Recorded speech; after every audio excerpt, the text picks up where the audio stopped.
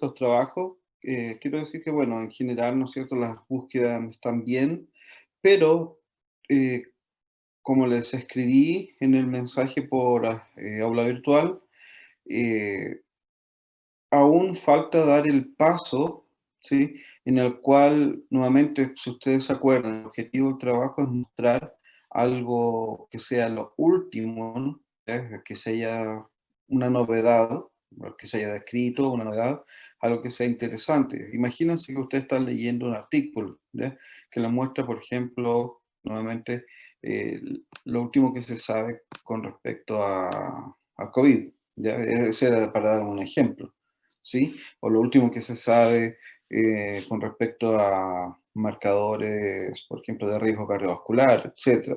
Algo en el cual sea realmente mm, que llame la atención, eso es lo que voy. Que no sea simplemente una descripción de qué significa riesgo cardiovascular, ¿ya? Eh, no sé si ustedes me entienden lo que quiero decirles, ¿ya? Porque si tú buscas un paper, un review, ¿sí? En el cual te habla de riesgo cardiovascular y tú escribes que el riesgo cardiovascular es XXX, eh, ahí no estás finalmente mostrando nada nuevo, simplemente estás describiendo la parte fisiopatológica. Entonces, la idea es que ustedes, en base a esa búsqueda que ustedes ya realizaron, determinen algún punto, por eso es puntual, es algo súper acotado, no es un trabajo que implique una expansión de todo lo que se sepa, ¿ya? Y dar un ejemplo o un resumen de qué significa el tema que ustedes tocó eh, para la fisiopatología, no. Es que ustedes puedan decir, por ejemplo, nuevamente en riesgo cardiovascular, ustedes encontraron eh, dentro de esas lecturas que ustedes hicieron, por ejemplo, hay una en el paper del 2020, por eso dije lo último, 2019, 2018, ya. Hay una proteína X que aparentemente son muy buenas eh, que estarían, ¿no es cierto?, para poder aumentar o como por ejemplo, por potencial eh, desarrollo farmacológico, ¿ya? Dado que esta proteína participa en la vía fisiológica, ta, ta, ta, ta, ta, ta, ta, ta, ta. Entonces podría dar una luz ahí importante, ¿no es cierto?, sobre el proceso. Por ejemplo, ¿ya? A eso me refiero. Que ustedes sean capaces de ir un poquito más allá de lo que ya hicimos el semestre pasado. Entonces, la búsqueda está súper bien, algunos un poquito más avanzados que otros, eh, pero tienen que ahora dar el siguiente paso, que es encontrar el punto donde ustedes se van a focalizar dentro del tema. ¿Ya?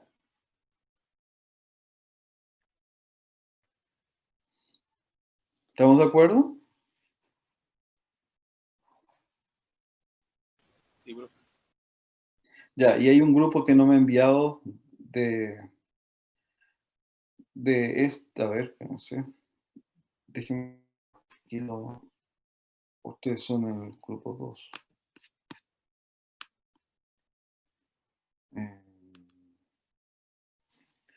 A ver, de este grupo, mm,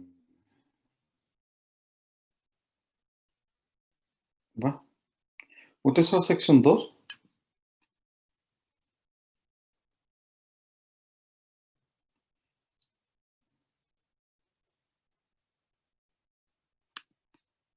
Ah, sí, está bien. A ver, acá les tengo que hacer un llamado de atención bastante grande a ustedes, ¿ya? De los 7 grupos, u 8, bueno, vamos a ver ahí, de este curso, solo uno me envió el resumen, ¿ya? Y nuevamente, como les expliqué en el correo, hace más de una semana tendrían que haberlo enviado, una semana y media. Por lo tanto, si no me lo envían y como estoy dadivoso hoy día, si no me lo mandan hoy día, va a tener una consecuencia negativa sobre la evaluación final, ¿ya? Va a tener descuento sobre su nota final. Profe, ¿Mm? ¿qué pasa que en este curso usted no ha dicho nada sobre el trabajo? O sea, no ha mencionado ninguna clase sobre avance ni nada de eso, por eso supongo que no lo hemos mandado. Sí lo he dicho en los En dos, este curso no, profe, o no que yo recuerde. por No, eso. pero que usted no nos ha dicho. Sí.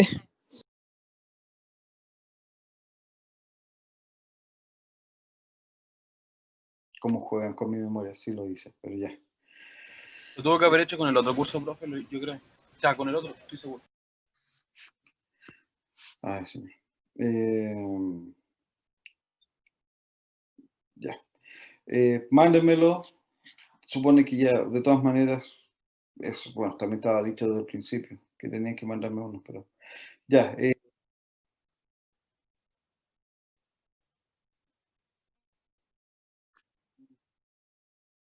Y el grupo que ya me lo envió, ¿por qué me lo envió? Entonces,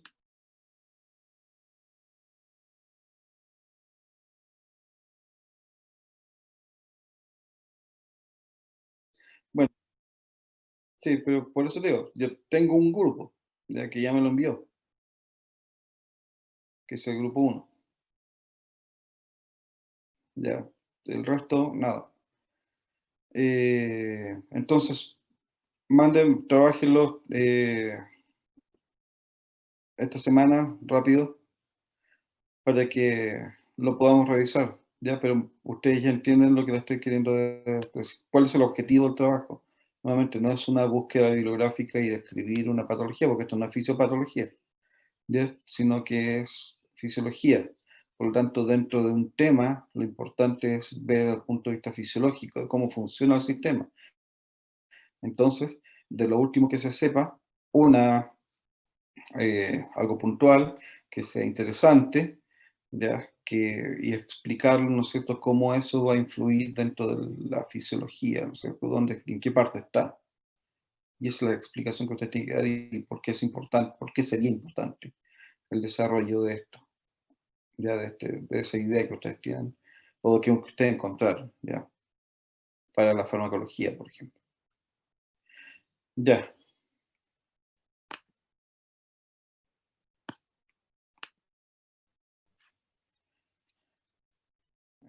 Mm, Felipe, bueno que ahora que estás con Vania aquí en la clase puedan comunicarse por privado y así eh, organizarse. Ya. Ahora voy a partir con la clase.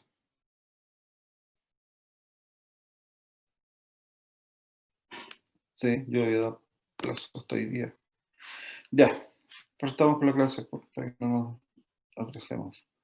Eh, a ver, con respecto al control, lo estuvimos haciendo con otros grupos y parece que les salió bastante más cómodo eh, y menos estresante, como después tienen que ir a otras clases, etcétera, de hacerlo, de enviarle, abrirle los controles de la tarde, de las 8, ¿ya? Y lo pueden hacer tranquilos. ¿A ustedes les parece? Porque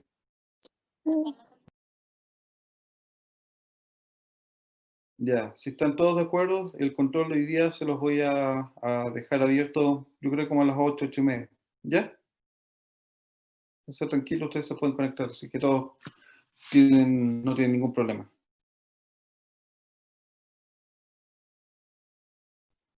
Ya. A ver, entonces como un poco, a ver, de un resumen, un mínimo resumen, con respecto a lo que estábamos viendo en la clase pasada, el sistema, a ver, voy un poco hacia atrás para que puedan comprender mejor lo que estábamos hablando. Los cambios en la presión arterial ¿ya? Están siendo censados de tal manera de que podamos mantener un rango de presiones normales, que sería nuestro rango homeostático, ¿no es cierto? Para poder mantener este rango de presiones normales, nosotros vamos a tener dos tipos o dos vías para poder regularlo, ¿sí? Esas dos vías están trabajando juntas, pero van a ir por vías diferentes, ¿sí? Por caminos diferentes. Uno llamamos como vías a largo plazo y el otro a corto plazo. La vía a corto plazo implica un, receptores que van a estar sensando los cambios en la presión arterial y van a ser, por lo tanto, respuestas rápidas. Ellos sensan los cambios de presión arterial y mandan, obviamente, activan una neurona, obviamente, a un terminal que va a empezar a aumentar la descarga de potenciales de acción, ¿sí? Si ustedes se fijan en esta figura, en cual al aumentar la presión arterial, aumenta el número de impulsos o de potenciales de acción por segundo, ¿sí? En estos nervios. Entonces, dicho de otra manera, el sistema traduce, en el sistema nervioso central, que un aumento en la frecuencia de potenciales de acción que llegan, ¿sí? Desde eh, el nervio vago y el nervio de Herring, ¿sí? Estos dos implica entonces que aumentó la presión arterial. Por lo tanto, la respuesta tiene que ser disminuirla. Entonces, lo que va a hacer es inhibir el sistema simpático y activar el parasimpático. En cambio, si la presión arterial, mírenlo ahora al revés el gráfico, si la presión arterial empieza a decaer, disminuye la frecuencia de potenciales de acción. Por lo tanto, al disminuir la frecuencia de potenciales de acción, el sistema dice, tengo que inhibir el sistema parasimpático y activar el sistema simpático. ¿Sí? Ahora, ¿dónde están estos receptores? Habíamos dicho en el cuerpo carotídeo y en el arco aórtico. ¿Ya? ¿Sí? Ustedes ven acá. Ahí está el nervio vago, el nervio Herring. ¿Sí? Y de tal manera, entonces, que esta respuesta, que es rápida, va a implicar, ¿sí?, como habíamos visto en el ejemplo anterior, aumento de la presión arterial, aumento de la descarga potencial de acción de los receptores arteriales y lleva a inhibición de del sistema simpático, ¿sí?, de la señalización del sistema simpático hacia el corazón, sistema de éxito conductor, sistema de, miocárdico, de contracción miocárdica, ¿ya?, arteriolas y venas, y activa la actividad parasimpática, generando bradicardia, ¿sí?, disminuyendo la frecuencia cardíaca. ¿Sí? Y es lo que habíamos visto, ¿no es cierto?, en estos gráficos. Si disminuye la descarga simpática, ¿qué es lo que va a pasar? Disminuye el tono músculo liso arteriolar, disminuye la resistencia periférica total, y por lo tanto, si disminuye la resistencia periférica total, acuérdense que eso significa que la poscarga cae, y eso va a llevar, ¿no es cierto?, a que eh, la fuerza de contracción del corazón para poder eh, eyectar la sangre del ventrículo va a tener que ser menor. Acuérdense que si la resistencia periférica total está alta, el corazón se tiene que generar una mayor fuerza para poder eyectar el mismo volumen de sangre. ¿Sí? Entonces ahora, obviamente, si disminuye la resistencia periférica total, esa fuerza es menor, ¿sí?, para poder eyectar la sangre. Entonces la presión decae. Ahora, con respecto al sistema venoso, si disminuye la descarga simpática, disminuye el tono musculolisero venoso, y eso implica una disminución del retorno venoso. Si disminuye el retorno venoso, ¿qué quiere decir? Que disminuye la presión venosa central, y eso implica que menor sangre se va a eyectar desde el ventrículo derecho, menor cantidad de sangre va a llegar o va a retornar a la aurícula izquierda, y menor va a ser el volumen diastólico final y por lo tanto va a haber un menor volumen de eyección y la salida de Starling. Si hay menor volumen en el ventrículo, van a estar menos estiradas las fibras musculares, por lo tanto la fuerza de contracción va a ser menor. ¿Sí? Y eso va a llevar, ¿no es cierto?, a que disminuye la presión arterial. Ahora, bueno, esto es sobre el miocardio específico, si se fijan, disminuye la descarga simpática en el nodo sinoauricular, eso disminuye la frecuencia de potenciales de acción y disminuye la frecuencia cardíaca. Si, al aumentar la actividad parasimpática en el nodo del sistema excitoconductor, eso lleva a una disminución de la frecuencia de descarga potenciales de acción y disminuye la frecuencia cardíaca. ¿Sí? Eh, y eh, esto va junto con eso. Ahora, bueno, hoy ustedes lo pueden revisar para su estudio, qué pasa cuando cae, que es lo opuesto, la presión arterial, ¿sí? Vamos a tener lo contrario, aumenta la actividad simpática y disminuye la parasimpática. Entonces, llegamos a esta figura o resumen. Yo les decía que esta es la forma tal vez la mejor para poder estudiar esto, porque como son procesos que van todos unidos unos a otros, va a servir para que ustedes puedan comprender mejor todo este proceso. ¿Sí? Porque acuérdense que el cambio de un parámetro acá empieza a afectar a todo el resto. Entonces uno puede verlo en estos esquemas de una manera más simple. Por ejemplo, si disminuye la presión arterial, ¿qué va a pasar? Disminuye la frecuencia de descarga de potenciales de acción. ¿Sí? Esto es lo que va a pasar. Por lo tanto, eso es enviado porque los receptores lo van a detectar, ¿no es cierto? Entonces, los potenciales de acción generados, ¿no es cierto? La frecuencia de potenciales de acción generados por el sistema de receptor va a ser menor, por lo tanto, los centros de control vulvar van a censar esa caída en los potenciales de acción y eso lleva a que inhiba la actividad parasimpática y aumente la actividad simpática. Consecuencia, acción simpática sobre miocardio específico para aumentar la frecuencia cardíaca, acción sobre miocardio contráctil para aumentar el inotropismo, o sea, ¿sí? Y aumenta el volumen de eyección y aumenta el gasto cardíaco.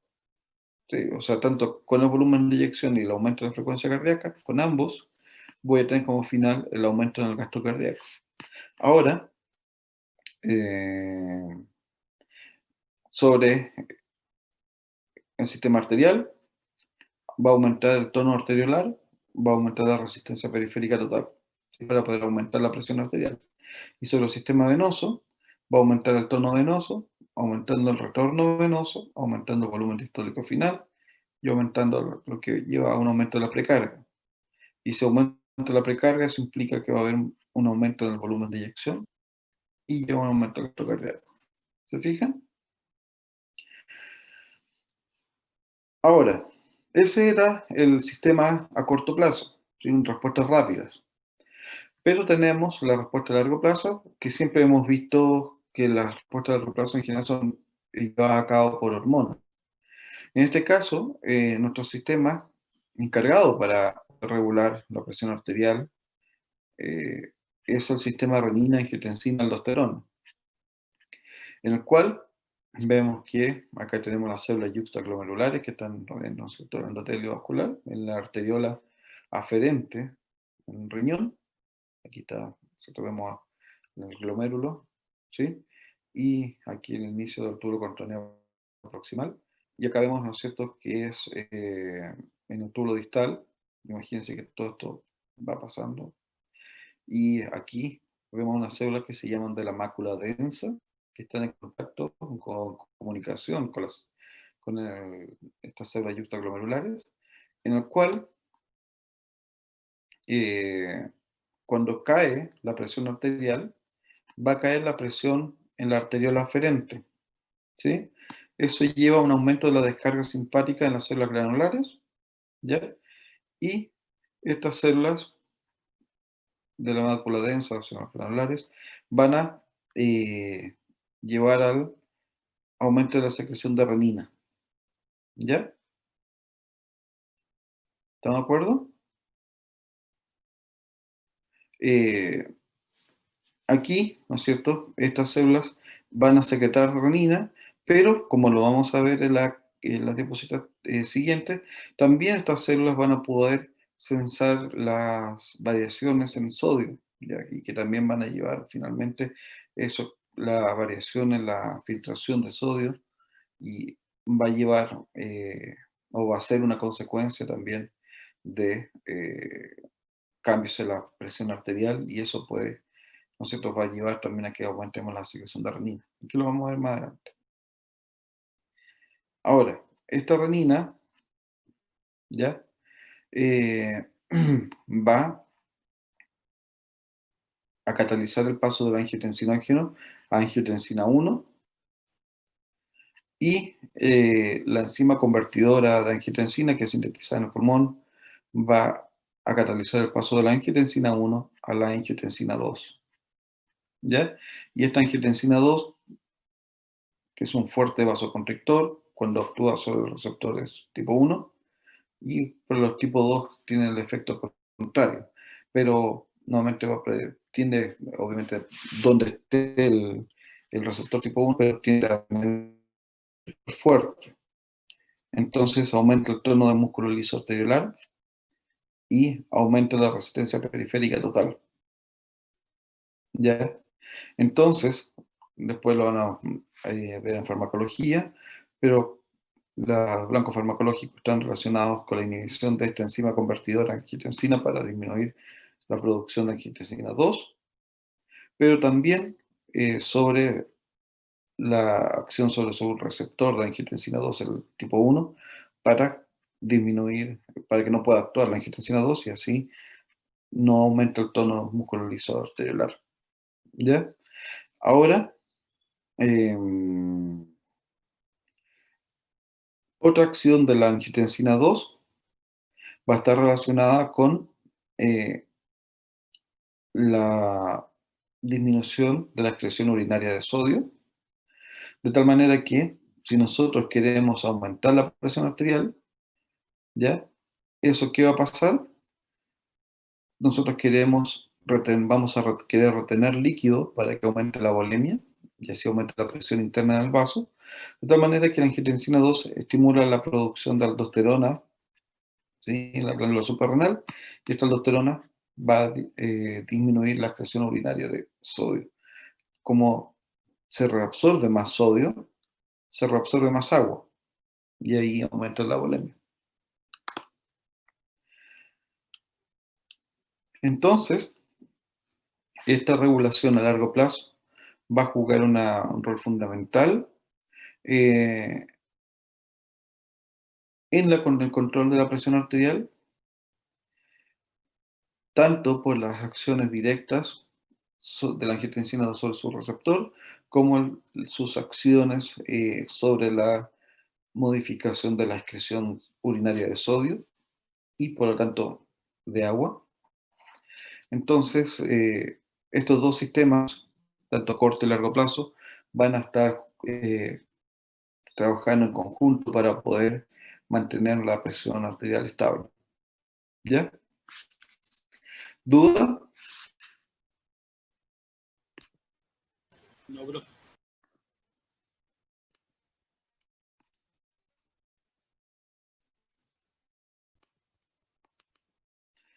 Ya. Entonces ahora vamos a empezar con sistema respiratorio. Eh, bueno, lo primero que podemos hablar sobre el sistema respiratorio están relacionados con la comprensión de sus funciones principales. Sabemos que el sistema respiratorio va a estar trabajando para poder generar el intercambio de gases entre la atmósfera y la sangre, para poder captar oxígeno y poder eliminar el CO2. También vemos que va a permitir regular la homeostasis del pH de la sangre, del cuerpo. Va a ser una zona de, o generar una barrera de protección a patógenos. También mediante la regulación de los flujos de aire, vamos a poder mantener la vocalización. Este sistema, ya que permite, y principalmente es intercambiar gases, ya lo habíamos hablado un poco del sistema cardiovascular, en el cual habíamos conversado que la sangre llega al sistema pulmonar a través de la arteria pulmonar, ¿sí? Aquí ustedes ven el miocardio, ¿no es cierto?, el derecho, y este es el izquierdo, en el cual la sangre sale del ventrículo derecho hacia por la arteria pulmonar hacia los capilares pulmonares, y después aquí vamos a tener, ¿no es cierto?, la captación de oxígeno y la eliminación de CO2, y después por la vena pulmonar va a llevar esta sangre rica en oxígeno, alta presión de oxígeno, baja en CO2, hacia el ventrículo, o sea, hemicardio izquierdo, la aurícula izquierda, ventrículo izquierdo, y después esa sangre se envía a la circulación sistémica, ¿ya? De tal manera que aquí podamos entregar el oxígeno a los tejidos y captar el CO2 producido por estos para poder nuevamente cumplir el ciclo y enviarlo, ¿no es cierto?, al pulmón para su eliminación, ¿ya?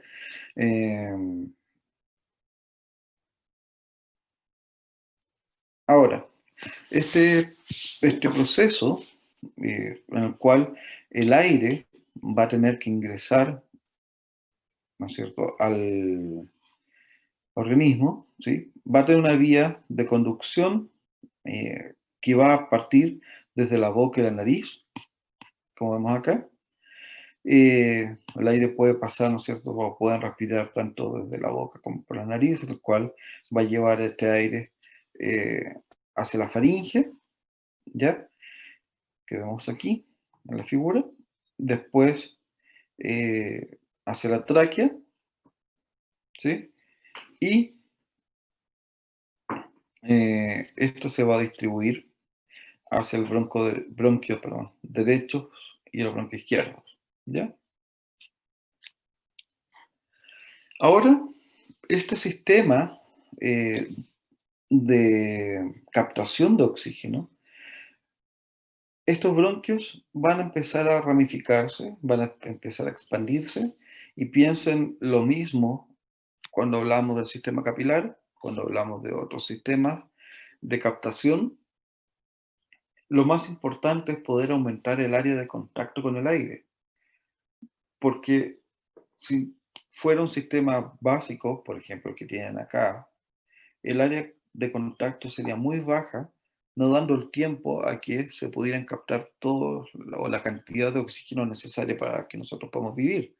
De tal manera que este sistema empieza a aumentar, aumentar, aumentar el área total de intercambio, ramificándose hacia sistemas cada vez más pequeños, estrechos, en los cuales si ustedes se fijan, acá tiene la laringe, la tráquea, el bronquio, este es el bronquio izquierdo, después los primarios, secundarios, y después estos se van a empezar a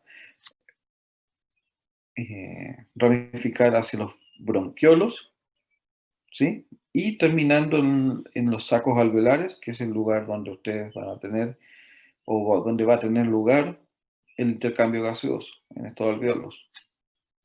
Ahora, estas vías, como van a trabajar y se van a expandir y disminuir el volumen, van a tener que trabajar y tratar de mantener presiones estables dentro, ¿no es cierto? Y mantener presiones o igualdad de presiones en todos lados del sistema, porque estos sistemas son colapsables. ¿sí? De tal manera que cambios en la presión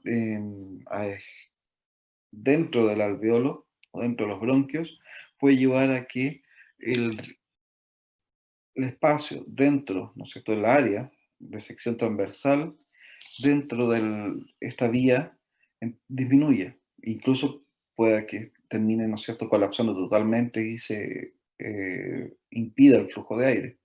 Por lo tanto, como vamos a ver después en las siguientes diapositivas, este sistema está trabajando siempre para poder mantener las presiones equiparadas en todo el sistema.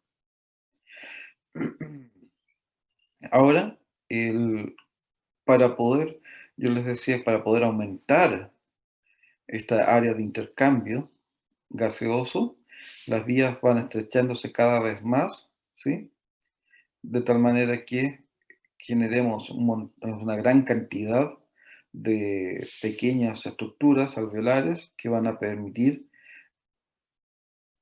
generar un gran aumento en el área total para poder captar el oxígeno.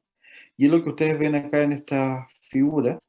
Nosotros vamos a hablar de un sistema de conductor, ¿sí? Unas vías de conducción de aire que van a llevar el aire desde la atmósfera hacia los alveolos, donde vamos a tener la superficie de intercambio. Estas vías de conducción las llamamos o están divididas numéricamente de 0, ustedes se fijan, a 11, donde tenemos la tráquea, los bronquios primarios, los bronquios secundarios más pequeños, ¿sí? Y después vamos a pasar a los bronquiolos, ¿ya? Donde la última parte de los bronquiolos están más relacionados con la superficie de contacto, pero con la de intercambio, perdón, ¿ya? Eh, y si ustedes se fijan, el diámetro en milímetros, fíjese bien, desde que partimos la tráquea, donde tenemos de entre 1,5 a 2,2 milímetros, es decir, como 1,5 centímetros a 2 centímetros de diámetro en la tráquea, llegando a 0,3 milímetros en los alveolos. Superficies muy pequeñas, pero cuando nosotros contamos la cantidad de sacos alveolares en los pulmones, vemos que tenemos alrededor de 3 a 6 por 10 elevado a 8 alveolos, lo que me da un área de sección transversal de más de 1 millón de centímetros cuadrados. Cuando vemos el área, por ejemplo, de la tráquea, es de 2,5 centímetros cuadrados, ¿sí? Entonces eso me indica necesariamente que esta ramificación lo que hace, como todo el sistema, es poder aumentar el área de contacto con el oxígeno. Y para que ustedes se hagan una idea, la superficie que ustedes tienen en el pulmón para intercambio gaseoso es del tamaño de una cancha de tenis, ¿sí? Es como si ustedes tiraran todos los alveolos sobre una superficie y les da, ¿no es cierto?, una cancha de tenis. Eso es lo que ustedes tienen dentro del pulmón y que está en todo momento entrando en contacto con el oxígeno, con el aire atmosférico para poder intercambiar el oxígeno. Ahora, estos alveolos están o están en contacto con la circulación arterial, si ustedes se fijan aquí, para poder generar el intercambio gaseoso de la circulación para que pase el CO2 y pueda, ¿no es cierto?, llegar al aire, aquí al espacio alveolar y después ser eliminado, y el oxígeno pueda pasar directamente hacia la circulación, de tal manera que si ustedes analizan eh, el alveolo, el alveolo, ¿no es cierto?, es recubierto por una monocapa de células muy tenue, ya muy, eh, a ver, aquí. Aquí tenemos un vaso, aquí tenemos un eritrocito, y aquí está el alveolo, acá tenemos las células alveolares y las células endoteliales. Por lo tanto, tienen dos capas de células. Si ustedes se fijan, las células alveolares y otra capa de células endoteliales del capilar pulmonar. Por lo tanto, estamos hablando que el oxígeno no tiene una barrera muy grande que atravesar para poder llegar de un lado a otro. Eso facilita el proceso de una manera enorme. Ahora, el ser humano posee alrededor, como les decía, de 480 millones de alvéolos. Cada alvéolo está en contacto con 500 a 1000 capilares, ¿sí? De tal manera que esto va a resultar con un aumento en la superficie de contacto de entre 50 a 100 metros cuadrados. Ahora, eso va a depender, esa variación, a las necesidades de cada individuo de intercambio gaseoso, como lo vamos a ver después en las diapositivas siguientes o más adelante. Ahora, estos alvéolos, donde vamos a tener la superficie de contacto entre los gases, ¿sí?, y la circulación sistémica, están recubiertos por las células alveolares, en las cuales tenemos las células alveolares tipo 1 y las tipo 2, ¿ya? Eh, las tipo 3 son en general más relacionadas con otras células presentes, macrófagos, etcétera, que van a permitir ¿no es cierto?, atrapar las partículas o patógenos. Las células alveolares tipo 1 son las más grandes, ¿ya? Muy delgadas, de manera que los gases pueden difundir fácilmente a través de ellas, y están recubriendo 90-95% de la superficie del alvéolo, ¿ya? Y las tipo 2 son más pequeñas, sintetizan y secretan una sustancia tensoactiva que se llama surfactante pulmonar. eh, Son 2 veces más numerosas que las tipo 1, pero son más pequeñas, ¿ya? Em, si ustedes se fijan acá, a ver, mm, aquí tienen las células alveolares tipo 1, grandes, siendo un recubrimiento del saco alveolar, y aquí tienen las tipo 2, más pequeñas pero más numerosas, en las cuales van a estar encargadas de empezar a producir el surfactante pulmonar. Acá hay otra representación gráfica. Acá tienen las células alveolares, ¿sí? Aquí tienen la célula endotelial del capilar y un glóbulo rojo. Por lo tanto, la superficie final, ¿no es cierto?, para que pueda atravesar el oxígeno no es muy grande, por lo tanto puede pasar rápidamente y fácilmente. Mm, Ahora, ¿cómo ocurre la mecánica respiratoria? ¿Sí? Ya sabemos que cómo está comprendido nuestro sistema. Ahora tenemos que empezar a entender cómo se van a mover los gases para llegar hasta el alvéolo. Eh, Esto es simplemente movimiento de gases a través de la atmósfera, aprovechándonos de las propiedades de los gases, ¿sí?, de cómo ellos se van moviendo. Uno sabe que según las leyes de los gases, la presión total de una mezcla de gases es la suma de las presiones parciales de los gases individuales, que es la ley de Darcy. ¿Qué quiere decir eso? Es que la presión total va a estar dada por la presión de cada uno de ellos, que se van sumando, ¿sí? Si tenemos, por ejemplo, oxígeno y nitrógeno, la presión parcial del oxígeno más la presión parcial del nitrógeno van a dar la presión total, ¿sí? Ahora, también sabemos que, al igual como lo habíamos visto con los fluidos, los gases se desplazan desde áreas de mayor presión hacia áreas de menor presión, ¿sí?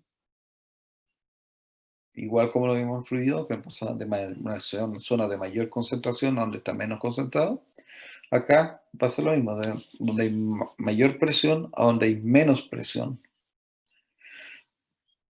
Si sabemos que si se modifica el volumen de un gas, su presión cambiará de manera inversa. ¿Ya? Es la ley de Boyle. ¿Qué quiere decir esto? Empecemos a analizarlo. La ley de Dalton establece que la presión total ejercida por una mezcla de gases es la suma de presiones ejercidas por los gases individuales. Ya. ¿Cuál va a ser la presión de un gas? Si sabemos que la presión atmosférica, esto se calcula a nivel del mar.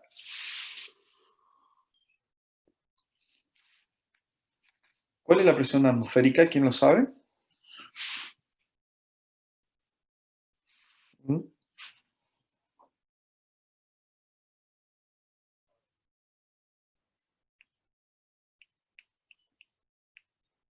¿Alguien sabe?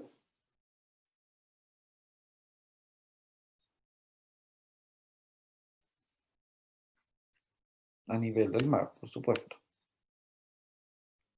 No, no es una atmósfera. Eh, la presión atmosférica, bueno, la vamos a medir en milímetros de mercurio, ¿ya? Para llegar a un valor estándar, ¿sí? Es de 760 milímetros de mercurio, ¿ya?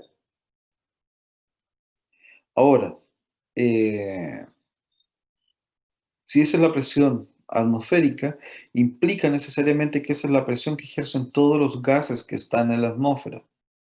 De tal manera que si nosotros sabemos que los gases atmosféricos, entre los gases atmosféricos, el oxígeno ocupa el 21%, por lo tanto el 21% de 760 da 160 milímetros de mercurio.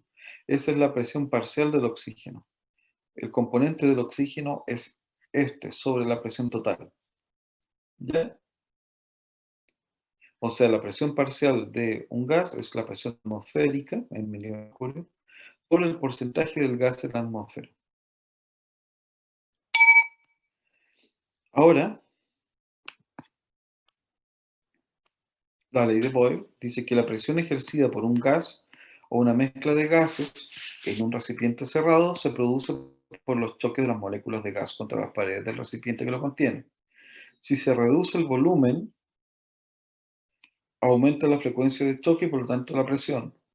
¿Qué quiere decir eso? Si ustedes se acuerdan nuevamente en química, quiere decir que si ustedes tienen 1 litro de gas en un recipiente ya de volumen 1 litro, ¿ya? Va a ejercer una presión X por el volumen, ¿no es cierto?, de ese gas en ese recipiente. Si ahora ese recipiente lo reducen a medio litro, ¿sí? El volumen, ahora ustedes van a tener ese mismo litro de gas en un volumen de medio litro. Por lo tanto, las moléculas van a estar más cerca. Como las moléculas siempre están en movimiento, implica que va a ser más probable que empiecen a chocar contra ellas y contra las paredes. Entonces la presión interna empieza a aumentar. Entonces podemos decir que la ley de Boyle nos está diciendo que el volumen que contiene el volumen, ¿no es cierto?, del recipiente, disminuye inversamente con la presión que está en el interior. ¿Sí? Disminuye el volumen del recipiente, si aumenta el volumen del recipiente, disminuye la presión interna. Y esto llegamos, ¿no es cierto?, a esta ecuación clásica, ¿sí?, en la cual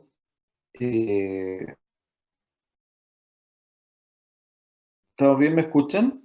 Que me sale un mensaje de internet inestable. ¿Están bien? ¿Todos me escuchan bien? Le está lagueando un poco, siento yo, o sea, desde el computador.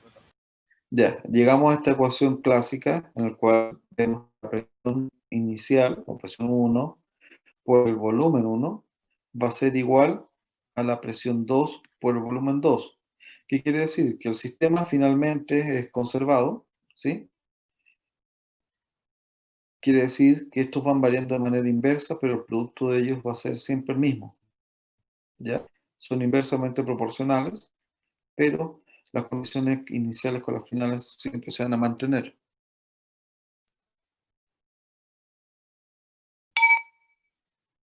Ahora, entonces, ¿cómo podemos aplicar esto que le acabo de decir al sistema de ventilación? ¿Ya? Veamos. Para que nosotros podamos llevar el aire al interior del alveolo, ¿sí? El aire tiene que moverse de la atmósfera hacia el interior del pulmón. ¿Ustedes qué es lo que hacen? Traten de, vamos un poquito más rápido pero traten de ir participando, ¿ya? Digo, cuando ustedes tratan de llevar el aire desde la atmósfera hacia el interior de sus pulmones, ¿qué es lo que hacen?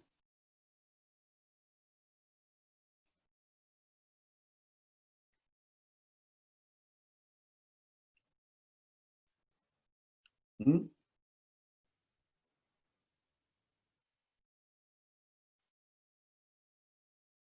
¿No? ¿Nadie?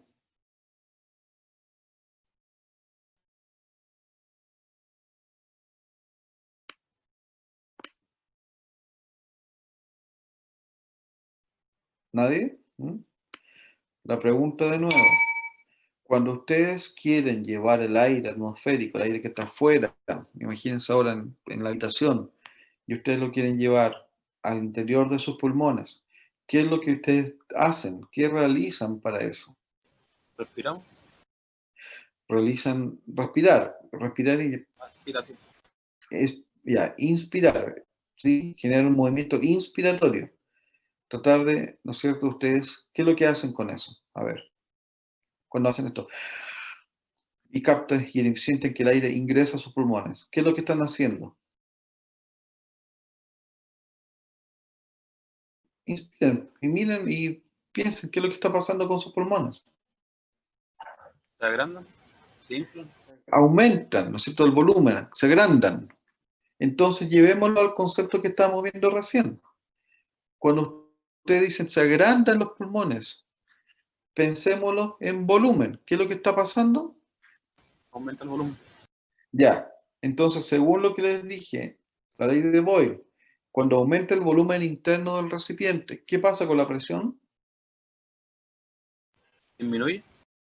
La ley de Boyle dice que cuando aumenta el volumen, disminuye la presión. ¿Sí? Por lo tanto, si disminuye la presión, esta presión va a caer, va a ser, o esta disminución de la presión, va a ser menor, dicho de otra manera. La caída de la presión implica que la presión intrapulmonar, la presión dentro del pulmón, va a ser menor que la presión del aire atmosférico. ¿Sí? El sistema tiene que trabajar para eso. Entonces, si la presión dentro de los pulmones es menor que la presión afuera de los pulmones, ¿qué va a pasar?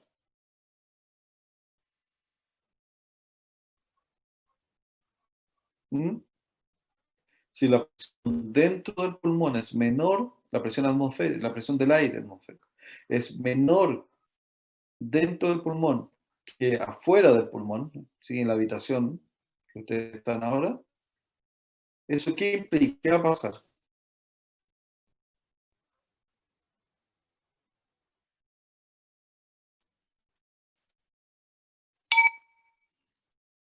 ¿Qué va a pasar?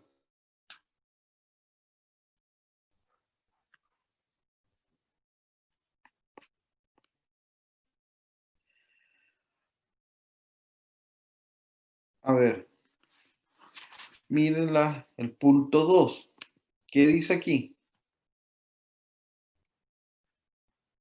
Los gases se desplazan desde áreas de mayor presión hacia áreas de menor presión. ¿Se llegaría a un Por, equilibrio? ¿Mm? ¿Se llegaría como a un equilibrio entre las presiones? Sí, sí, lo vas a generar. Pero, ¿qué es lo que va a pasar? Ustedes aumentan el volumen del pulmón, eso hace que la ley de Boyle dice que la presión interna, la presión del los gases adentro del pulmón va a caer por debajo, ¿sí?, de la presión atmosférica. Por lo tanto, si la presión adentro de los pulmones es menor a la presión afuera de los pulmones, el gas que está afuera de los pulmones, ¿qué va a pasar con él?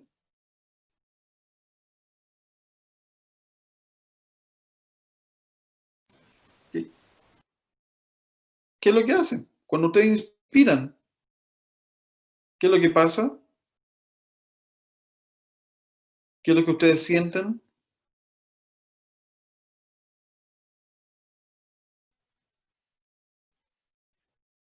Ya, pues mayor participación, niños.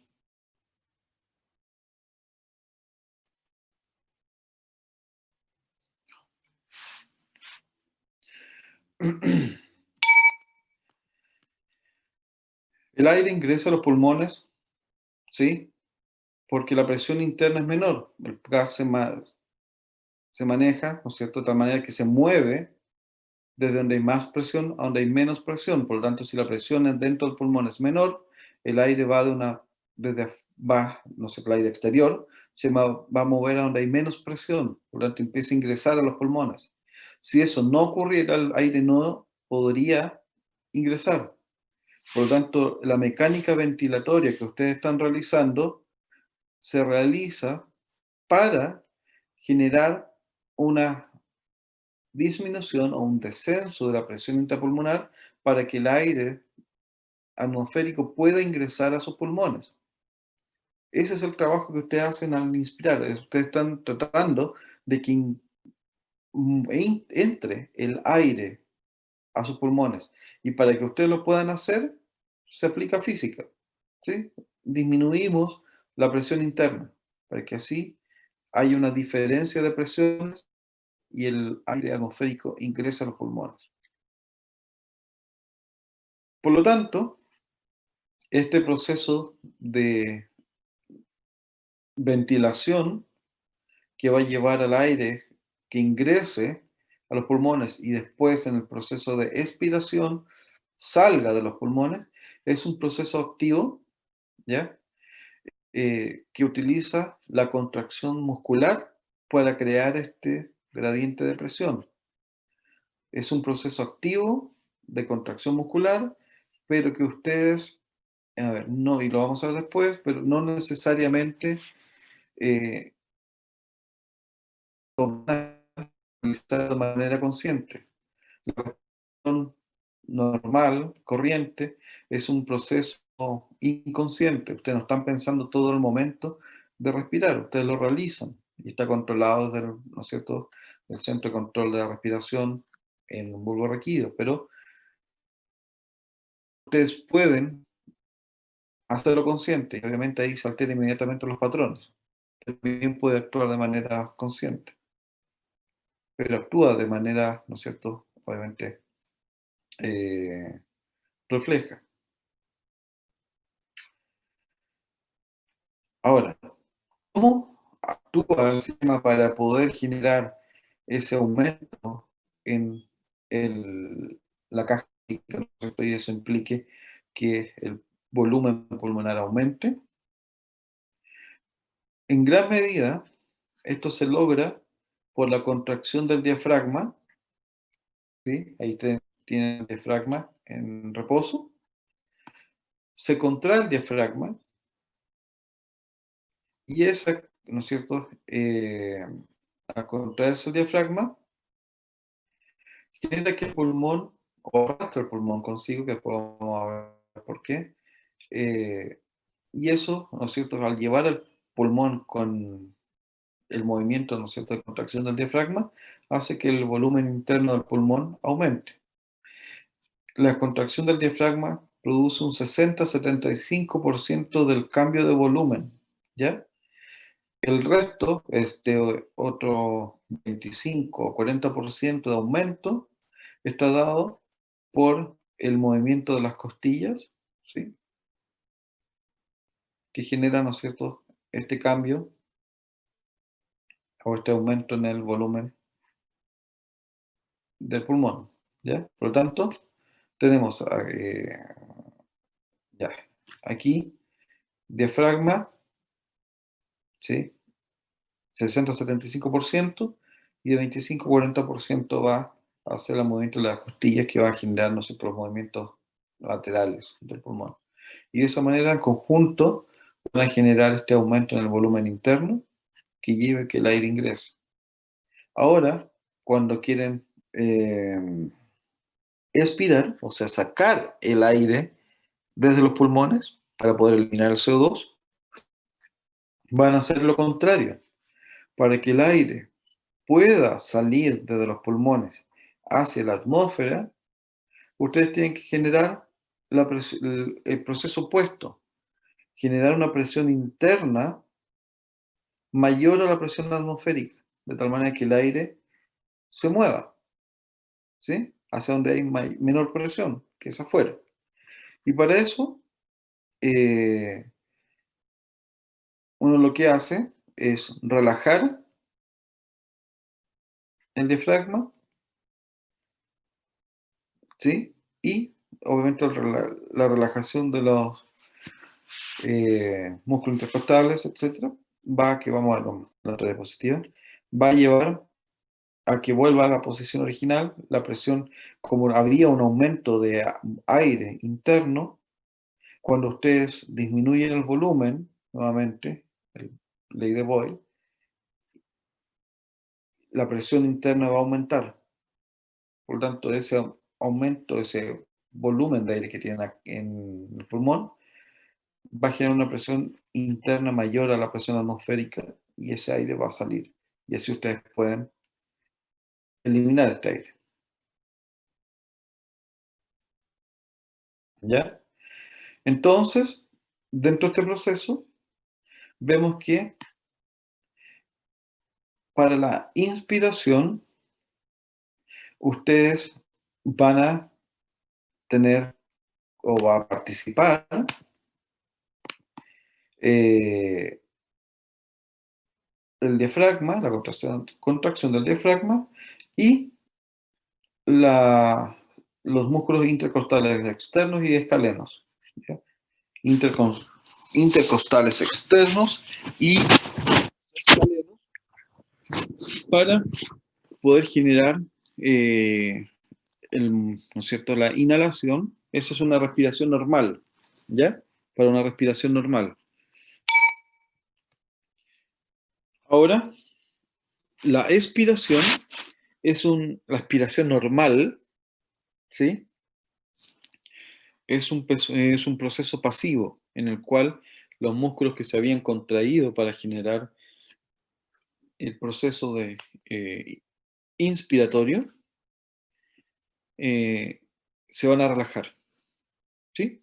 Y al relajarse, disminuye el volumen del pulmón, pero como acuérdense, nuevamente se los reitero, el volumen de aire dentro de los pulmones ahora es mayor, va a generar un aumento mayor a la presión que había en el inicio, y eso va a hacer que la presión interna sea mayor a la presión atmosférica y el aire salga. Ahora, esta tabla se las dejo para que ustedes la tengan como guía para su estudio, en el cual ven los eventos involucrados en una respiración normal, ¿sí? Inspiratoria y expiratoria, que es lo que les he conversado ahora, ¿sí? Desde el momento, obviamente, que en el sistema nervioso central se inicia el proceso de inspiración, manda la señal para que se contraiga la musculatura, ¿ya? Y de tal manera que aumenta el volumen pulmonar, ¿ya? Eso se lo dejo, que es lo que les he dicho ahora, pero está en la tablita. Ahora, el otro punto importante en este sistema es que hemos dicho que el fenómeno de inspiración y expiración se lleva a cabo cambiando el volumen torácico, ¿sí? Contrayendo la musculatura intercostal escalena, estamos hablando de un proceso pasivo, o sea, normal, mejor dicho, perdón, corriente. Y la expiración es la relajación. Pero entonces, ¿cómo? La pregunta que ustedes deberían hacerse es, ¿cómo los cambios en el volumen de la caja torácica van a llevar a que el pulmón también aumente el volumen? Porque lo primero que hay que tomar en consideración es que el pulmón no está adherido con ningún ligamento, ¿sí?, a la caja torácica. Está eh, libre, ¿sí? Por lo tanto, para que eso pueda ocurrir, los pulmones, es cierto que vamos a generar, ¿no es cierto?, en los pulmones van a estar, entre comillas, adheridos a, los, a la caja torácica, pero imagínense esos plásticos que ustedes colocaban, esas gomitas que ustedes colocaban en la baldosa o en el espejo en el baño anterior a ustedes que se vendían, ustedes le agregaban, lo humedecían, ¿sí? Y después lo presionaban fuerte y se queda pegado, ¿sí? Ese principio es el mismo que aplica a los pulmones, ¿sí? Se genera la secreción intrapleural, ¿ya?, que es el espacio que queda entre el pulmón y, ¿no es cierto?, la caja torácica, de tal manera que se genera una presión interna entre el pulmón y la caja torácica, de tal manera que el pulmón se mantiene adherido, ¿ya?, por ese líquido pleural eh, entre estas dos membranas. Y así se mantiene, entre comillas, adherido. Cuando ustedes se acuerdan que querían soltar estas gomitas, ustedes trataban de, por un lado, levantarlo, de tal manera que cuando lo lograban hacer un poquitito, veían que empezaba a soltarse todo, ¿sí? Acá pasó lo mismo. Como tenemos un líquido, ¿sí?, y que es el cual eh, se va a generar una presión interna entre el pulmón y la caja torácica que va a mantener adherido este pulmón, ¿sí?, a la caja, de tal manera que cuando ustedes cambian el volumen de la caja torácica, el pulmón vaya con él. Si ustedes aumentan el volumen de la caja torácica, el pulmón se expande, y si ustedes disminuyen el volumen de la caja torácica, el pulmón se contrae, ¿sí? Ese trabajo que se va realizando se debe a que el pulmón, o se genera esta presión intrapleural que mantiene adherido el pulmón hacia la caja torácica. Ahora, cuando se genera eh, un neumotórax, por ejemplo, cuando hay personas que han sufrido, ¿no es cierto?, algún accidente o lo han recibido una punción con algún elemento cortante que ingresa hacia la cavidad pulmonar, ¿sí?, inmediatamente el pulmón colapsa, ¿sí?, y no se puede expandir, porque ingresa aire que empieza a ocupar el espacio intrapleural. Por lo tanto, como el pulmón no está adherido a nada, inmediatamente la presión intrapleural se iguala a la presión atmosférica, y de tal manera que el pulmón colapsa, ¿sí? Entonces no se puede expandir, y es por eso que las personas, ¿no es cierto?, no pueden respirar. Entonces,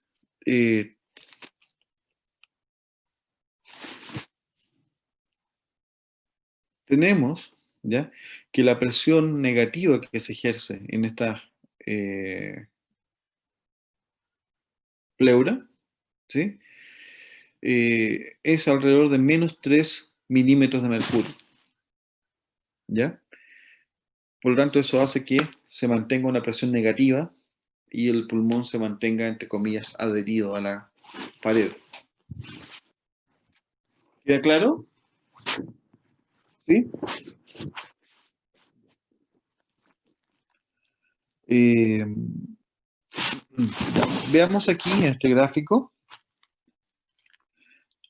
Si ustedes se fijan, acá se muestra el pulmón, el espacio, ¿no es cierto?, entre la caja torácica y el pulmón, que hablamos de el espacio pleural, donde se va o vamos a tener una presión, que sabemos que es una presión negativa.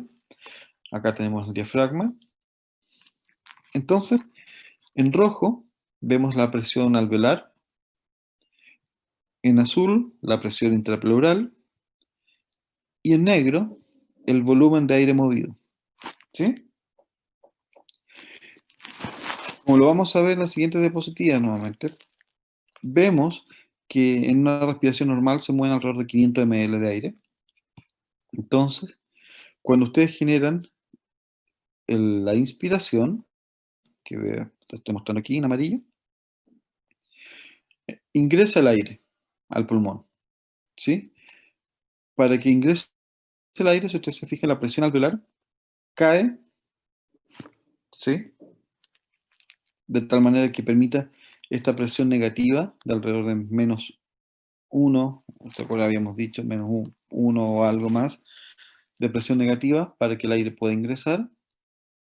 Y al ingresar el aire, obviamente, va a empezar a ocupar volumen del pulmón, por lo tanto el aire empieza o la presión alveolar empieza a aumentar, ¿sí? Ahora, la presión intrapleural, como ustedes se fijan acá, empieza a caer, se hace más negativo aún, ¿sí? De tal manera, ¿por qué? Porque estamos al generar, ¿no es cierto?, la mecánica inspiratoria, la presión interna en la pleura se empieza a hacer aún más negativa, de tal manera que pueda llevar el pulmón y expandirlo. Ahora, cuando viene la expiración, ¿sí? Vamos a relajar la musculatura. Si ustedes se fijan, la presión intrapleural empieza a volver a su posición inicial y vemos que la presión alveolar va a aumentar, no sé, todo 1 milímetro de mercurio sobre la presión atmosférica y eso lleva a que el aire empiece a salir. ¿Se fijan? Obviamente desde cero, ya cuando empieza, en este periodo, el cual ya está sobre la presión atmosférica, el aire ya empieza a salir. Y eso es lo que vamos a ir generando a lo largo de la mecánica respiratoria. Aumentos del aire, o sea, mejor dicho, de otra manera, caída en la presión alveolar, intrapleural, de tal manera que el aire ingrese, movido por diferencias de presiones, y después, al retornar a la posición original en reposo, por el relajamiento de la musculatura, se genera una presión interna positiva, y eso lleva a que el volumen de aire caiga, empieza a moverse, empieza a salir.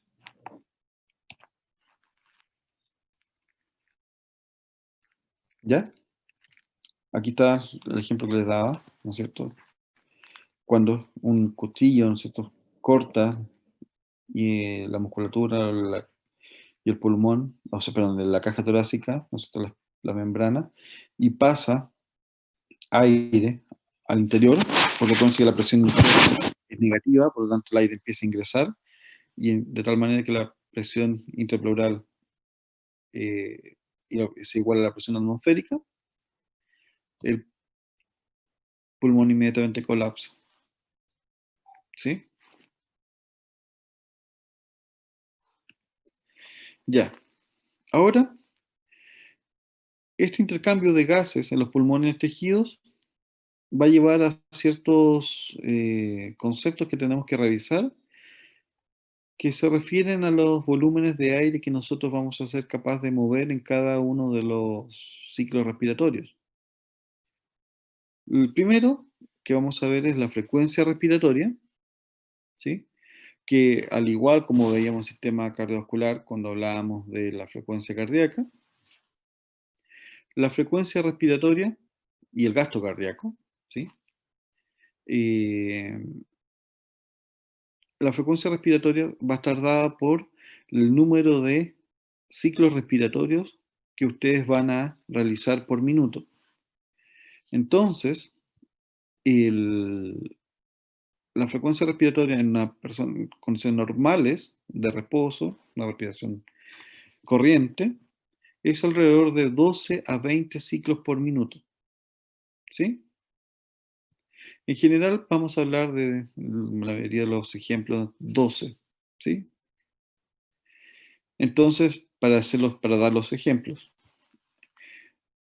Por lo tanto, hablamos si tenemos 12 ciclos respiratorios y en cada uno de ellos vamos a mover 500 ml de aire, podemos decir que la ventilación pulmonar total, como hablamos, ¿te acuerdan de gasto cardíaco? La ventilación pulmonar total es alrededor de 6 litros por minuto. 6 litros, ustedes mueven 6 litros de aire por minuto. Entonces, esta ventilación pulmonar total va a representar el movimiento físico de aire hacia y desde el aparato respiratorio. ¿Sí? Esos 6 litros de aire que ustedes van a ingresar al pulmón en un minuto también lo van a expirar. Y al expirarlo, lo van a eliminar. Ya. Pero también hay que tomar en consideración que de esos 6 litros de aire que ingresan, no todo el aire va a alcanzar el alveolo. ¿Sí? Parte de ese volumen de aire que ingresa se va a quedar en las vías de conducción, ¿sí? La tráquea, ¿sí? Bronquios, por ejemplo, la boca, la faringe, o sea, todo ese volumen de aire que va a ingresar no va a estar intercambiándose porque no va a llegar a la zona de intercambio. ¿Ya? Por lo tanto, va a ser un aire que nosotros lo vamos a denominar como espacio muerto anatómico, ¿sí? Que en promedio es de 150 ml por cada 500 ml que ustedes van a inspirar. 150 ml no van a ser o no van a alcanzar a llegar a las zonas de intercambio. Entonces lo denominamos como espacio muerto.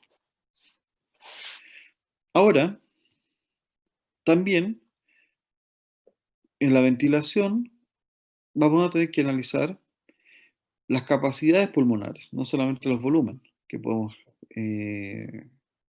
estar movilizando.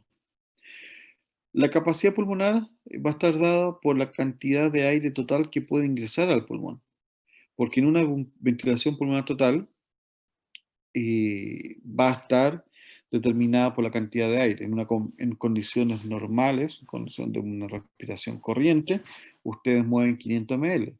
Pero si yo les digo en este momento, inspiren máximo, ustedes pueden aumentar la cantidad de aire que ingresa.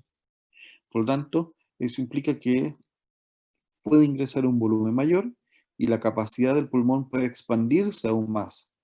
¿Ya? Y eso es lo que vamos a ver en estas siguientes diapositivas. Estos volúmenes y capacidades pulmonares las vamos a medir con el espirómetro, en el cual va a ser capaz de determinar el aire inspirado y expirado por un individuo, y de tal manera que podemos determinar si sus capacidades están correctas o hay alguna, tal vez presencia de alguna dificultad respiratoria, y si los volúmenes también son los adecuados, que es lo que vemos en este cuadrito. Ya, lo primero que ven aquí es, a ver, tidal volume, este BT, se refiere a un volumen corriente, que es el volumen que ustedes van a mover en condiciones normales, ¿sí? En un ciclo inspiratorio, en una inspiración en el cual ustedes no están realizándolo de manera consciente. Entonces, este es el volumen que ustedes son o están moviendo de manera corriente. Ahora, si yo les digo, inspiren al máximo, al máximo, al máximo, al máximo, hasta que no puedan, ingresar nada más de aire, ese aire por sobre el volumen corriente, ¿sí? Por sobre el volumen corriente, que son alrededor de 2,5 litros, se llaman volumen de reserva inspiratoria, ¿sí? 2,5 litros. Ahora, si ustedes están realizando, ahora volvieron al reposo, están realizando un ciclo corriente, ustedes eliminaron aire normal y ahora les digo, boten todo el aire que puedan, todo, todo, todo, todo, lo que más puedan hasta que ya sientan que no les queda nada. Ese em, volumen de aire que botaron por sobre, que eliminaron, por sobre el volumen corriente, por sobre los 500 ml que ustedes van a eliminar de manera corriente, se llama volumen de reserva expiratorio, ¿ya? Expiratorio, que son alrededor de 1,5 litros, ¿ya? Ahora, el pulmón nunca va a quedar sin aire, sino colapsaría completo. Siempre va a guardar, va a haber un poco de aire que va a quedar en la vía, ¿sí? Y el volumen, que es el volumen residual, es alrededor de 1,5 litros. Ese es el aire mínimo que va a mantener los pulmones. Obviamente, si tú sacaras el aire residual, eh, no quedaría nada de aire en el pulmón, quedaría totalmente colapsado. Ya, entonces, este volumen residual se supone que es un aire que es la base, nunca se va, que no se mueve, es un volumen de aire que está ahí. De tal manera que si ustedes se cuentan el total, 2,5 más 0,5 son 3, más 3 son 6, ¿sí? Todo el aire que el pulmón puede contener, ¿sí? Se llama o está determinando la capacidad pulmonar total, que son 6 litros. Es todo el aire o la cantidad de volumen máximo de aire que el sistema respiratorio puede contener. Ahora, si nosotros a esta capacidad pulmonar total le descartamos el volumen residual, nos queda la capacidad vital. ¿Y qué es la capacidad vital? Es todo el volumen de aire que nosotros podemos mover, o sea, podemos sacar o podemos ingresar al sistema. ¿Sí? Que esto de aquí. Esa es la capacidad vital. ¿Ya? Ahora, si uno toma en cuenta el volumen corriente que yo estoy inspirando más el volumen de reserva inspiratorio, me da la capacidad inspiratoria. Es todo el aire que yo puedo ingresar al pulmón, ¿sí? Que son alrededor de 3 litros. Ahora, si tomamos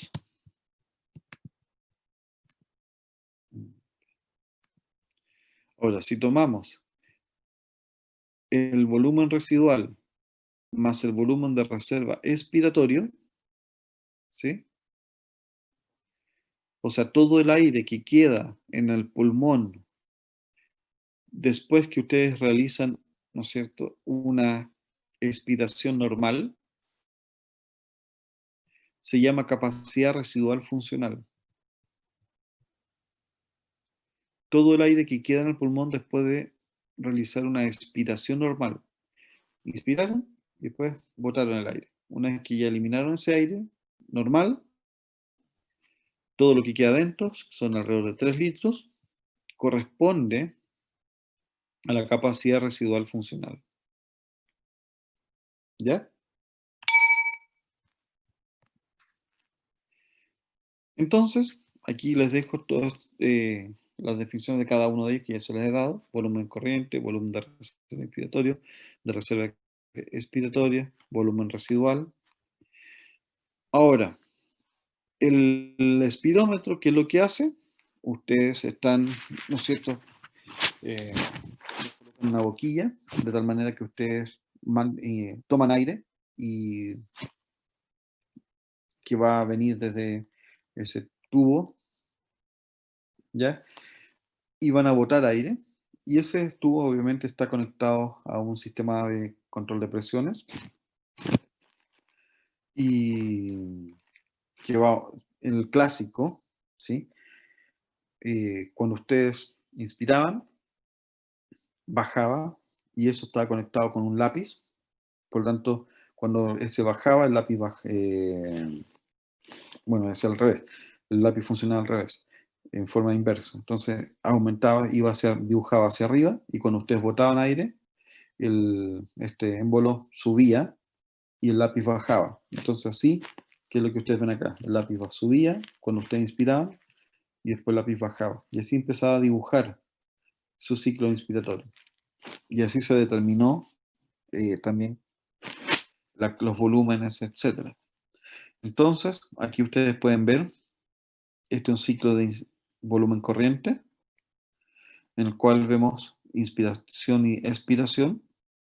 Después, cuando ustedes realizan una inspiración máxima, movimiento, ingresando el volumen de reserva o ocupando el volumen de reserva inspiratoria, ¿ya? Y después lo eliminan completamente, que es la capacidad inspiratoria.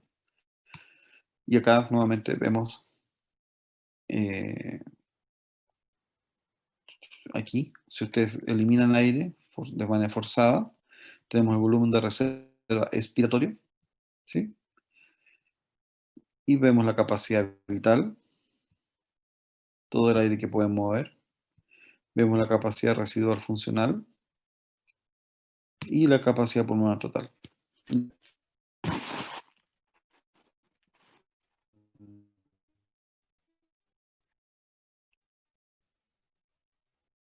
Ya. Ahora, estas capacidades, ¿sí? Van a variar dependiendo de la posición en la cual ustedes se encuentren, ¿sí? Porque obviamente está la fuerza de gravedad trabajando y cómo los pulmones, ¿no es cierto?, van a estar dispuestos según esta fuerza de gravedad, la posición que ustedes estén y cómo la fuerza que tiene que realizar el sistema para poder movilizar estos cambios de volumen. Vemos que en posición parada, ¿no es cierto?, de pie, ¿qué es lo que vemos aquí? ¿Cómo varía el sistema? Si ustedes se fijan, acá, comparado eso a cuando ustedes están acostados, si ustedes se fijan, eh, el volumen corriente no varía mayormente, ¿sí? Pero si ustedes se fijan, la capacidad o el volumen de reserva inspiratorio, cuando ustedes están en posición supina,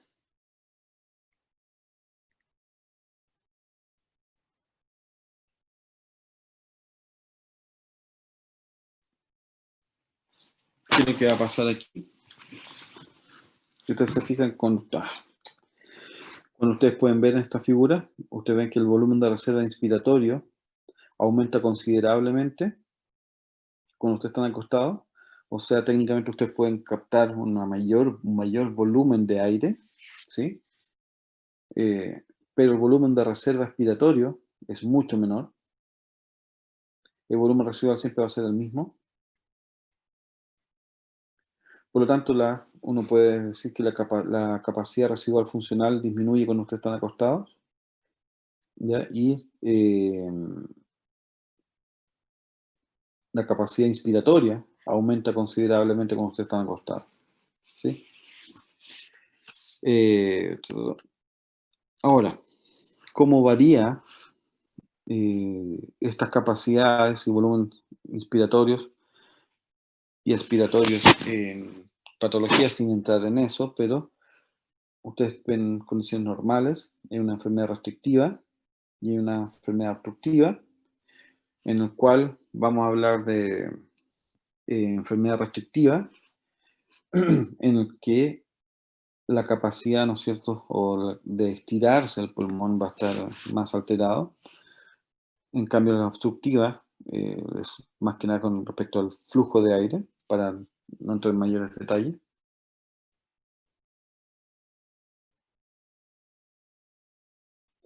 ¿Qué es lo que ustedes ven aquí? Fíjense, compárenlo con la condición normal, ¿ya? la capacidad pulmonar total aumenta o disminuye con respecto a la condición normal. Disminuye, ¿no es cierto? Como el pulmón no se puede estirar, ¿sí? Un pulmón más fibrótico, cicatrizado, entonces no puede expandirse completamente, de tal manera que la capacidad pulmonar total disminuye.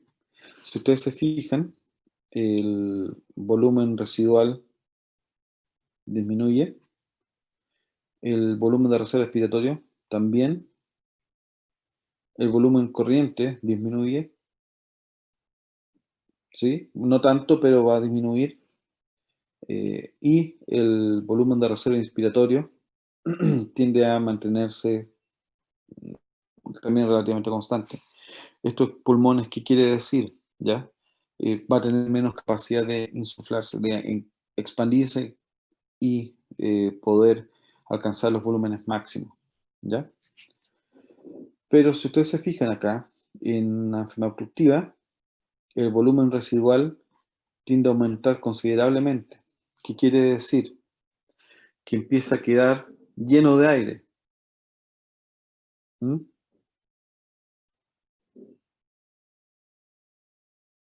¿Sí? Empieza a quedarse llena de aire. Entonces, porque está obstruido, si no puede movilizarlo. El volumen corriente, si ustedes se fijan, tiende a ser un poco mayor. El volumen de reserva inspiratorio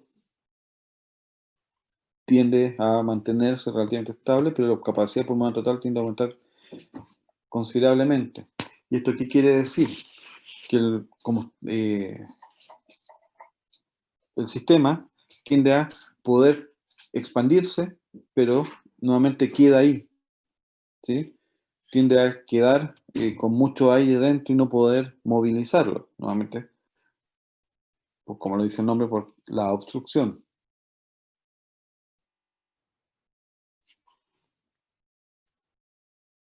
¿Estamos de acuerdo? Sin entrar en la parte fisiopatológica, que después la van a ver en fisiopatología, pero para que ustedes entiendan cómo se van alterando, ¿sí? Las capacidades cuando ustedes alteran eh, la capacidad para mover aire, ya sea a nivel de tejido, ¿ya? O por eh, obstrucciones en las vías, en la vía aérea. Miren acá viene el movimiento corriente, ¿sí? Si ustedes se fijan, este 500 ml van a ingresar, 350 ml sabemos que van a llegar a las vías de intercambio, 150 ml van a ser el volumen, ¿no es cierto?, de espacio muerto, por lo tanto son 350 ml lo que se van a intercambiar. Entonces, vamos a hablar, habíamos dicho, que la ventilación total, ¿sí?, o por minuto, está dada por la frecuencia respiratoria, por el volumen minuto. Ya, Felipe. Pero tienes que comunicarte con Vania. Ya, entonces, eh, tenemos, disculpe. Ya, entonces, ven que esta ventilación por minuto, que es la frecuencia respiratoria por el volumen que están, ¿no es cierto?, este volumen corriente, da 6 litros por minuto, eso ya lo habíamos definido. Habíamos definido que el espacio muerto era el aire, ¿no es cierto?, que no iba a llegar a intercambio, 150 ml. Condiciones normales, ¿sí? El espacio muerto anatómico, que es alrededor de 150 ml, son las vías que no van a generar intercambio. ¿Por qué hace una diferencia con espacio muerto? Porque imagínense que ustedes están en un momento con un resfriado, ¿sí? Y por lo tanto tienen secreciones pulmonares. Hay parte de esos alvéolos que van a estar obstruidos, ¿sí? De tal manera que ese alvéolo, que tiene un volumen X, no está participando en el intercambio y tiene aire adentro.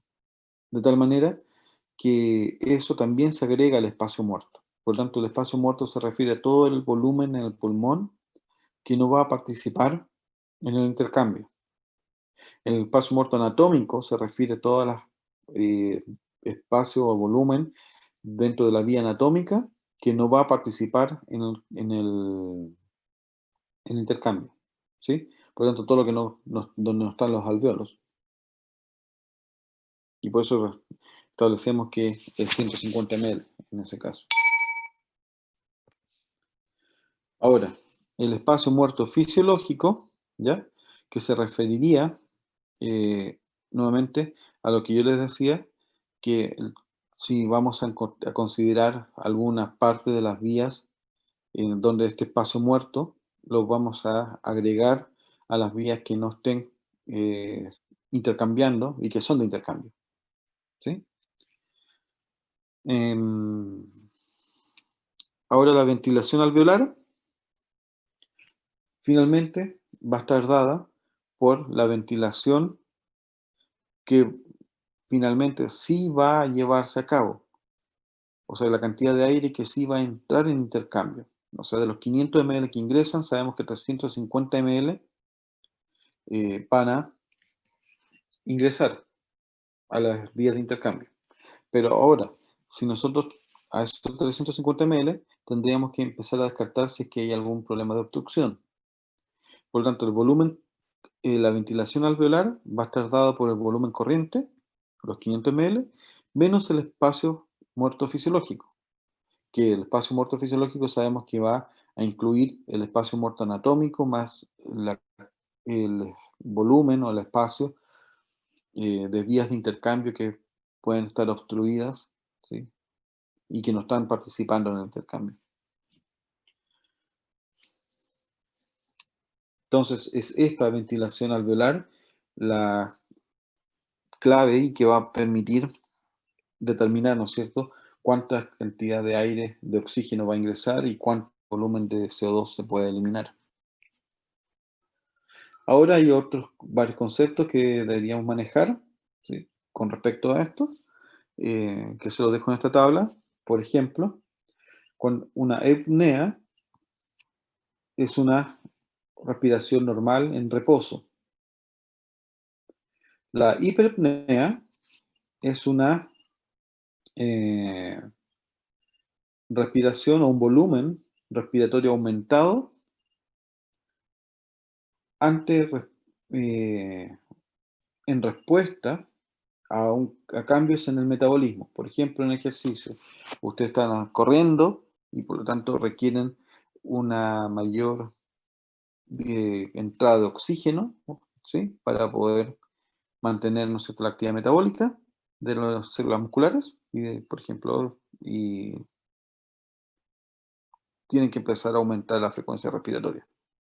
Entonces, esa hiperpnea, ese aumento en los volúmenes respiratorios, que se deben a cambios en el metabolismo, se llaman hiperpnea. Ahora, la hiperventilación son estos cambios, este aumento en los volúmenes respiratorios, pero que no están relacionados con cambios en el metabolismo. Por ejemplo, estados emocionales en los cuales ustedes empiezan a aumentar la frecuencia respiratoria de manera consciente o inconsciente, pero por algún estado emocional, o porque estás inflando un globo. Todos esos cambios en las frecuencias ventilatorias se llaman hiperventilación. La hipoventilación es una ventilación alveolar disminuida, ¿sí? Por ejemplo, una respiración más baja, en condiciones como asma, en los cuales no llega el volumen de aire adecuado porque normalmente hay una obstrucción de la vía respiratoria. Alguna enfermedad pulmonar restrictiva también, por lo tanto, en el cual hay una ventilación alveolar disminuida. La taquipnea es una respiración rápida, ¿sí?, en la cual usualmente eh, empieza a aumentar la frecuencia respiratoria, pero con una respiración poco profunda. ¿Ya? ¿Estamos de acuerdo? ¿Me entienden?